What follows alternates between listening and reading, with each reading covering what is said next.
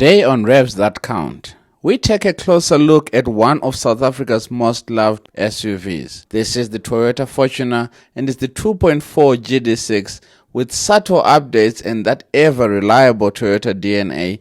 Is this still the king of the family adventures? Well, let's find out.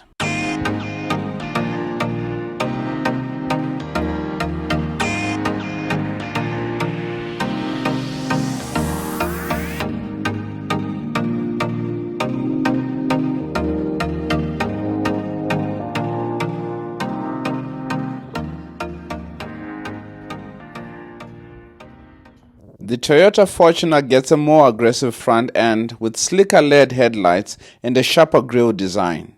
This 2.4 GD6 model rides on updated 17-inch alloy wheels, maintaining a strong stance without losing its everyday practicality.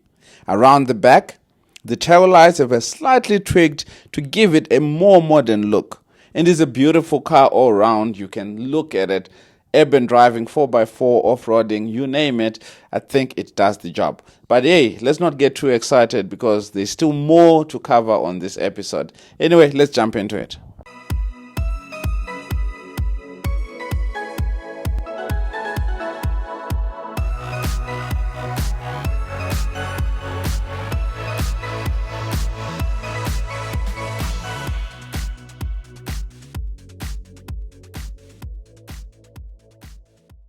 It's my first time in a Toyota and I already feel like I'm a Madala.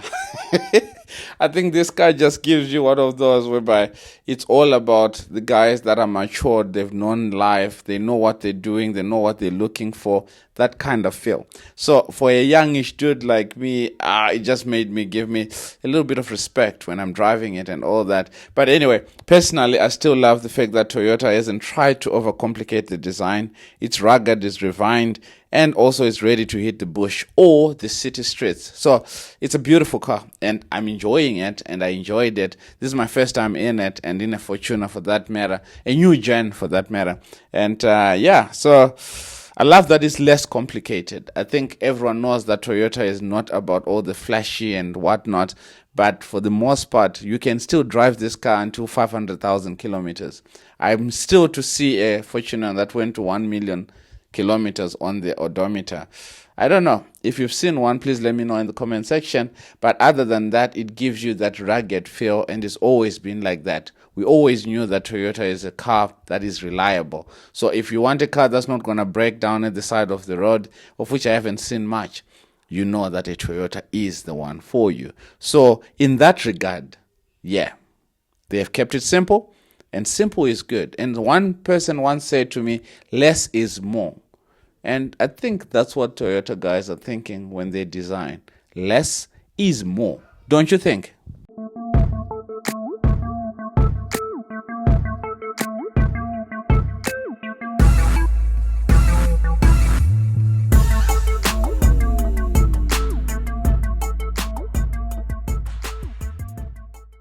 Technology-wise, the Fortuner offers reverse camera, rear parking sensors, climate control, and multiple USB ports. Safety has always been given attention to, with 7 airbags, ABS with EBD, vehicle stability control, and hill assist. Under the hood, the 2.4-liter turbo diesel engine delivers 110 kilowatts and 400 newton meters of torque. It's mated to a 6-speed automatic gearbox that shifts smoothly. Whether you're cruising on the highway or tackling rougher terrain, the ride quality is impressive for a body-on-frame SUV. Firm, but never uncomfortable. Off-road capability? I never took it off-roading, but I know it is still the best in its class. And you can check online and everywhere else, they will attest that Toyota is the one. Especially with our crappy roads that sometimes in Africa, you need a car that is going to be durable and can withstand all those potholes. With rear differential lock and high ground clearance, it is very, very high. It's not a speed demon, obviously, but that's not the point. It's solid, composed, and I'll keep you and your family safe. That's what Toyota says. And comfortable over long rides.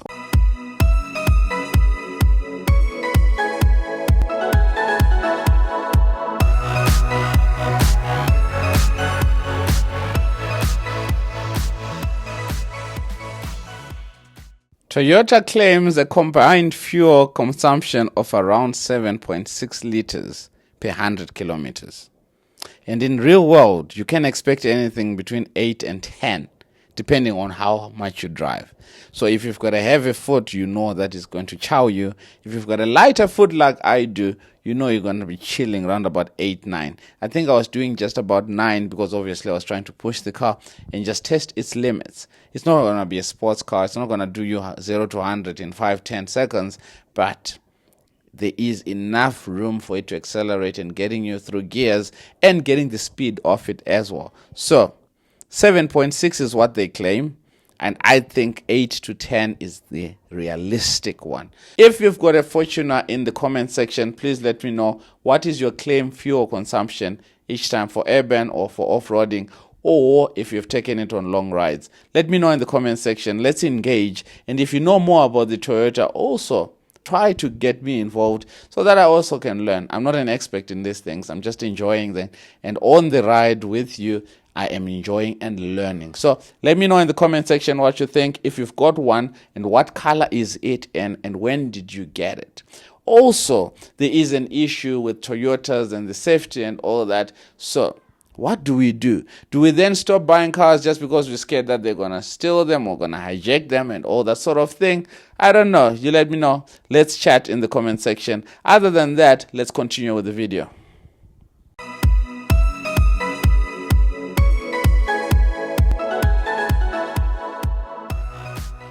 Step inside and it's familiar territory.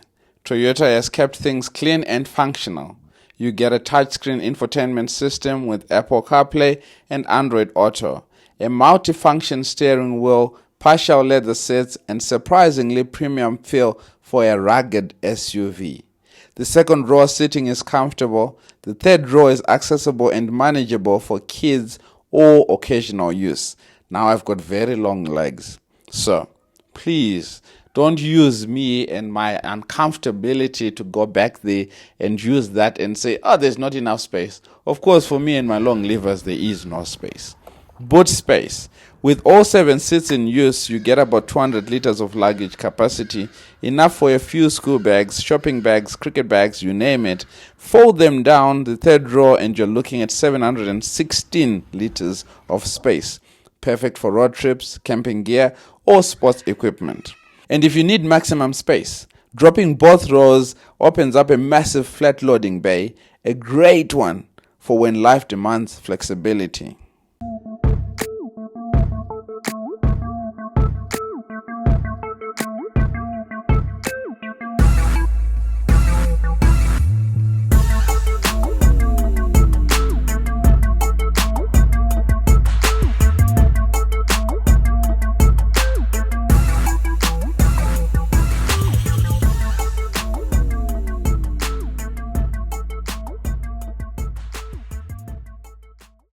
Now let's talk pricing and the competitors in its segment. This 2.4 GD6 is starting at 690,000 rands, and in its segment the Fortuner faces some stiff competition. Now you guys have seen the Ford Everest. It's more powerful, tech-laden, and it's more expensive, obviously.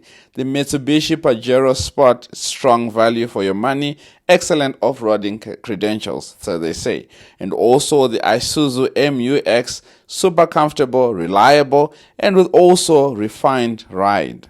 And also the Mahindra Scorpio N, a newer, affordable, rugged SUV. So you can see that there is stiff competition and you can see the prices. Yes, some are expensive, some have got more tech, some are also coming in with some modern feel, especially Mahindra, the SUV, and also the Mitsubishi and the MU-X. So each has got its strengths, but what sets the Fortuner apart is Toyota's legendary reliability. These guys are reliable. Massive dealer network and that strong resale value. You're definitely going to get something back for your Fortuner if you buy it. So investment wise, you get something back. But there's also that, again, I'm going to come back to the safety features, especially in South Africa where Hiluxes and Fortuners are always in demand. But anyway, are we going to stop buying cars because we're scared that they're going to steal them? I don't know. Each to their own, but this is the prices. 690,000 to start, and it goes all the way up north of that 700,000 mark.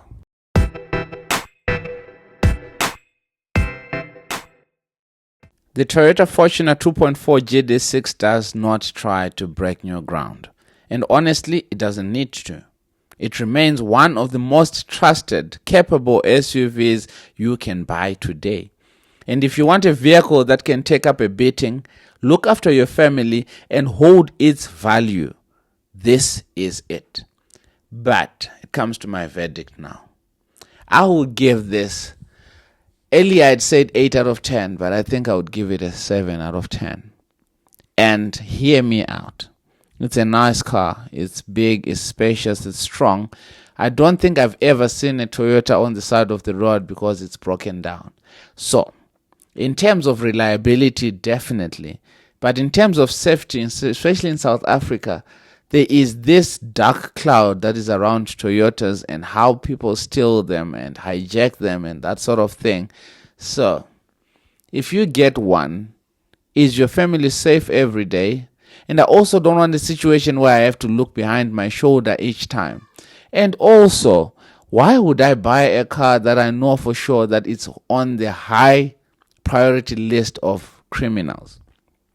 But anyway, like I said earlier, we're not going to stop buying cars just because we're scared that they're going to crash or they're going to steal them, and not enjoy our hard-earned money in buying that which we feel like we deserve. So, that's 7 out of 10 because I personally would not buy this because of the connotation or the dark cloud that is around. Every time I go to a shopping center, I have to think, is my car going to be there? Or if I then buy the car, I have to do extra stuff to make sure that I'm safe. Extra technology stuff that's going to make sure that the car does not start, or the car needs a certain thing for it to start and all that. I just feel like it's way too much admin. So, I stand to be corrected. If you drive an SUV of this nature, please let me know in the comment section how do you feel driving this on an everyday. Same thing with the VW, there's always that. But then these guys are getting sales, and Toyota hasn't struggled with sales, and the resale value of this is always going to be grand. So a 7 out of 10 is because you're going to get value for your money for what you've put in. And you also get reliability if you're going to take it on a road, on dusty roads, dirt roads, get a beating and it will still carry on going. But anyway, guys, I don't want us to end this video with negative. We're going to end this video on a good note. Anyway, thank you so much for being here. If you have subscribed, thank you. If you've liked, thank you. If you haven't, what are you waiting for? Please support local YouTube, guys. It is the right thing to do. Thank you so much for everyone that has commented and everyone that is engaged in every other video that I have posted thus far. We are on the road to 5,000 subscribers all the way, and we cannot do it without you. So fam, buckle up. Let's carry on. I'll see you guys next week for another exciting episode of Revs That Count. But for now, keep those engines revving, family, because this is Revs That Count. We'll see you guys on the other side. Stay safe, keep well, and God bless you. Cheers for now.